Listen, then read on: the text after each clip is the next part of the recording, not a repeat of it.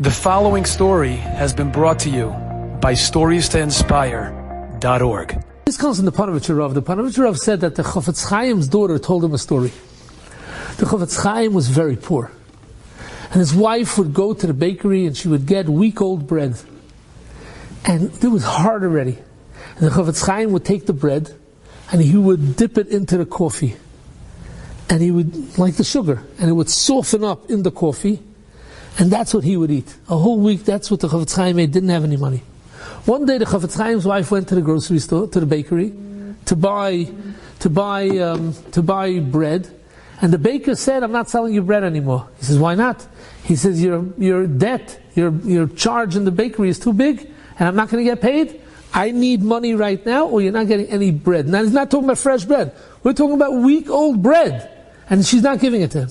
So she came home, and she didn't give the Chofetz Chaim lunch.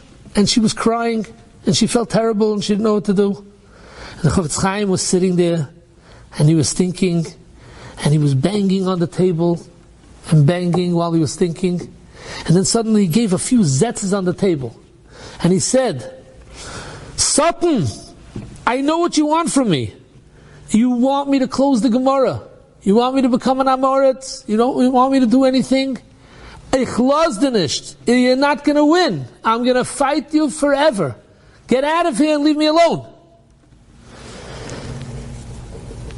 And if not for that, we wouldn't have a Mishnah Berurah. We wouldn't have Likutei Halachos. We wouldn't have Chofetz Chaim. We wouldn't have Shmiras Haloshen, Nitchei Yisrael, all the tens of Sfarim that the Chofetz Chaim penned. We wouldn't have it. Why? Because the Chofetz Chaim was able to be goyver on his Nesoyin. He was starving. He didn't have what to eat. In 1914, World War I broke out. And all the yeshivas in Lita went home. The Bachrim went home. People didn't have where to go. They ran away. They ran to different cities. They made their own yeshivas. Rav Shach wanted to go home. But his mother told him, "Go back to yeshiva. Your place is in yeshiva, not here." And Rav Shach, there was no yeshiva anymore. Rav Shach went to the Ezes Noshim in Slutsk, and he laid over there, and he stayed there, and he lived a geferliche life. Rav Shach said, since then, this is in the Toldos, Me'oz, from then, I never saw my parents. I didn't have what to eat. There were old people in the shul that they used to eat in the Besmedrish. When they walked out, I went to the table, and whatever crumbs that were left, that's what I ate. Whatever they left over, that's what I ate. I had hard bread, crusts, and tea, and I would use the bread as sugar. Instead of the sugar cubes, I put the bread in the tea, and that's what I drank and I ate. The way I managed was with the sweetness of Torah, no sugar. He says my shoes were too small on me, and my toes from the shoes, they got all kvetched and bent out of shape. I didn't have a towel to wipe myself after I would wash myself. My hair got so long, I didn't take a haircut. And it got thick, gridlock, I don't know the right word to say it, dreadlocks, whatever the word is. It was so thick that a year and a half later, Rabbi Zalman and his Rebbetzin found out, and they called a barber to give Rav Shach a haircut. And the barber came and he brought his haircut, whatever they had then to cut hair. And he tried to give him a haircut, but the machine wouldn't cut. It was so thick, the machine couldn't cut the hair. So they went and they got gasoline, and they soaked his head in gasoline to soften up the hair. And they rubbed it and they washed it and back and forth.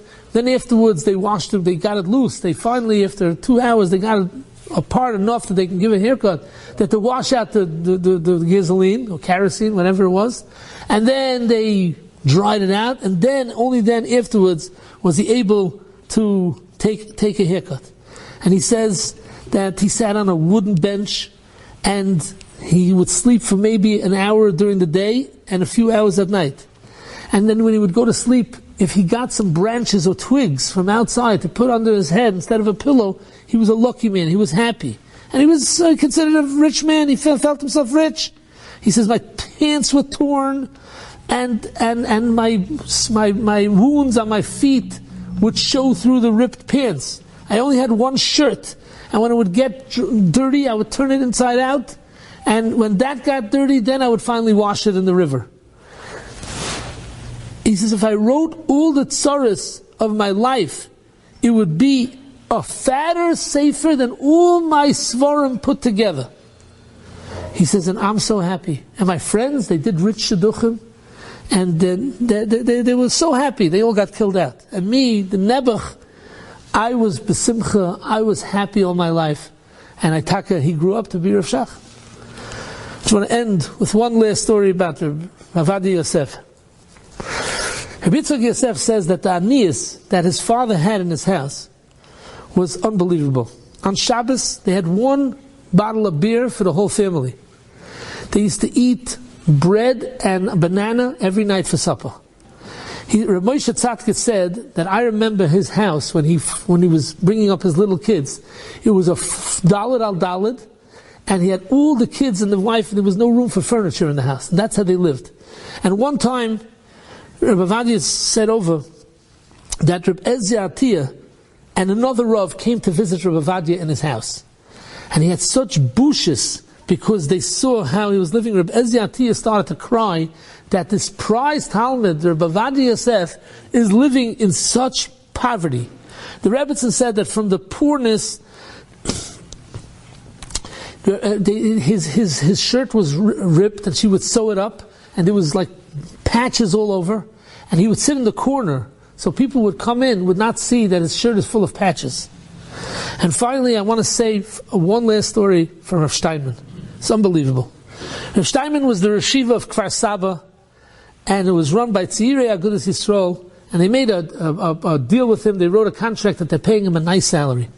But the matzav of the yeshiva was very shver, and they didn't keep their word, and they didn't pay him. And he did not have any money. And Lamaisa, they didn't eat a whole week. They ate nothing cooked. They didn't eat anything cooked the whole week. Shabbos, on Friday, the Rebbetzin said that she used to go out to the market and she would buy 2 chatzilim, 2 eggplants. And when it came Friday night, Rav Shteinman would make kiddush on wine, make hamoitzi on the challah, and then she would serve the fish.